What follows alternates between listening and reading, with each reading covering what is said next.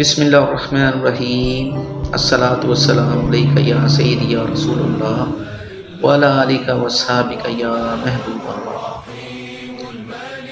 آپ نبی کریم صلی اللہ علیہ وسلم انہوں نے ایک یہودی کا قرض ادا کرنا تھا۔ آپ نبی کریم صلی اللہ علیہ وسلم کبھی کبھی ایسا بھی کرتے تھے کہ دوسروں سے قرض لے کر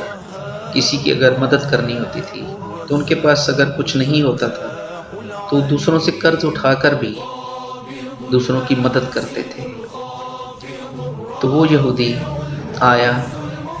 اور اس نے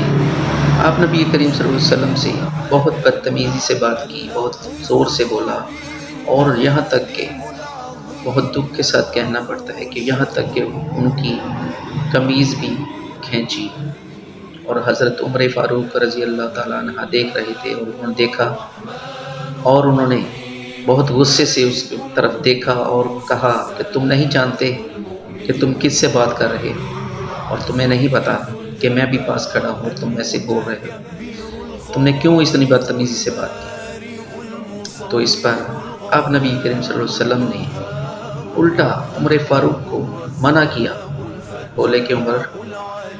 تم سے مجھے یہ توقع نہیں تھی، بلکہ تمہیں تو یہ کہنا چاہیے تھا کہ آپ اس کا قرض ادا کر دیں یا رسول اللہ صلی اللہ علیہ وسلم، کہ یہ آپ سے ایسے بات کر رہا ہے تو اس کا قرض ادا کر دینا چاہیے۔ حالانکہ اس قرض کے وعدے میں ابھی 4 دن باقی تھے، تو پھر بھی اس نے ایسے بات کی۔ تو آپ نبی کریم صلی اللہ علیہ وسلم نے فرمایا کہ عمر، تم نے جو اس کی طرف غصے سے دیکھا اور اس کو جو بولا، اس کے عوض 20 کاس اضافی اس کو کھجوریں دو اور اس کا قرض بھی ادا کر دو۔ تو جب حضرت عمر رضی اللہ تعالیٰ عنہ اس کو لے کر گئے اور اس کا قرض ادا کر رہے تھے اور اس کو کھجوریں دے رہے تھے، تو وہ یہودی بولا کہ عمر، میں نے اپنی توریت میں یہ پڑھا ہے، نبی آخر الزماں کے بارے میں میں نے پورا پڑھا ہے، ہر بات میں نے پڑھی ہے کہ وہ ایسے ہوں گے ایسے ہوں گے، صرف ایک یہ بات باقی تھی جو میں نے آج دیکھ لی ہے، ان کی ایمانداری اور ان کی شرافت، ان کا اخلاق۔ میں نے یہ چیز ابھی نہیں پڑھی تھی اور نہ ہی دیکھی تھی، آج میں نے یہ دیکھ لی۔ اور آپ نبی کریم صلی اللہ علیہ وسلم کے اخلاقیات کی وجہ سے وہ یہودی پلٹ کر آیا اور آپ کا کلمہ پڑھا اور دین اسلام میں شامل ہو گیا، اور آپ نبی کریم صلی اللہ علیہ وسلم کا وہ غلام بن گیا۔ تو دیکھیں، یہ سب کچھ آج جتنا بھی دین اسلام ہے وہ صرف اور صرف آپ نبی کریم صلی اللہ علیہ وسلم کے اخلاقیات کی وجہ سے ہے۔ اور میں نے ایک حدیث سنی کہ جو شخص بھی کوئی حدیث سنے اور اس کو اپنے دوسرے کسی بھائی تک پہنچائے تو اللہ سبحانہ و تعالیٰ اس کے نامہ اعمال میں 1 سال کی نیکیاں لکھ دیتا ہے۔ دیکھیں کتنا آسان ہے اور کتنا اچھی بات ہے، یعنی کتنی اچھی ہے اور کتنی آسان بات ہے کہ ہم صرف ایک نیکی، کوئی بھی ایک اچھا عمل ہم دوسرے کسی مسلمان بھائی کے پاس پہنچاتے ہیں تو اس میں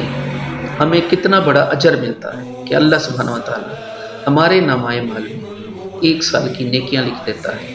تو ہم سب کو یہ کوشش کرنی چاہیے کہ ہم اللہ سبحانہ و تعالیٰ کے اس دین کو جو ہمارے اوپر نازل ہوا، قرآن و حدیث، اور اس کے ساتھ آپ نبی کریم صلی اللہ علیہ وسلم کی جو سنت مبارکہ ہے،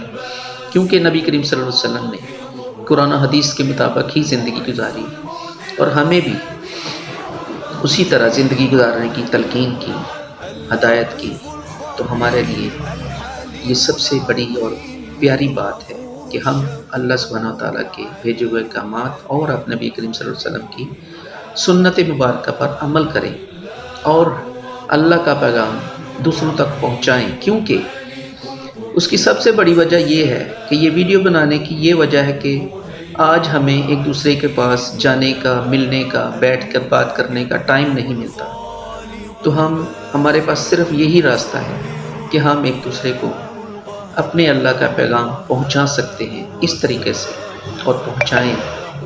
اور کوشش کریں کہ اللہ سبحانہ و تعالیٰ ہمیں یہ ہر پل یہ ہم دعا کریں کہ اللہ سبحانہ و تعالیٰ ہمیں اس بات کی توفیق دے کہ ہم اللہ کا پیغام دوسروں تک پہنچائیں۔ اللہ سبحانہ و تعالی ہمیں عمل کی توفیق عطا فرمائے۔ وآخر دعوانا ان الحمد للہ رب العالمین۔